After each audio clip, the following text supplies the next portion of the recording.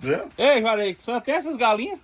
Você ainda quer mais, Leonardo? Muito pouco. Ei, Rapaz, Ei, aqui Leonardo. as galinhas, Leonardo, agora na época do inverno não a gente comer, não. você se lembra que você foi lá na bodega um dia e disse, ei, vai lá em casa comer uma galinha, eu quero aquela grandona ali, aí. Você quer qual? Eu tava bebendo. Ei, Essa aí é pequena. Pega, pega.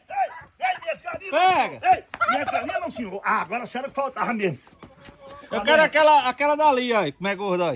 Ixi, a mais gorda que tem É essa gordo amarela. porque eu gosto de dar de comer minhas galinhas. Agora comer galinha que você não vai comer, não, viu? Você não disse que ia me dar uma galinha pra comer? Eu disse isso a você? Disse. Leonardo, eu tô os ficando velho, mas doido não. É, Deus do rapaz. céu.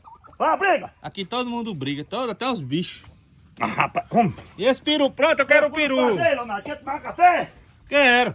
Vamos tomar café no fogo. Só tem feijão, velho, limpo e seco aí, né?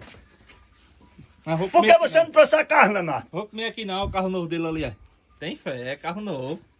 Ah, meu filho, aí é pra quem pode. É, pra quem Aí, pode. Vamos aí. embora. Cadê a vaca?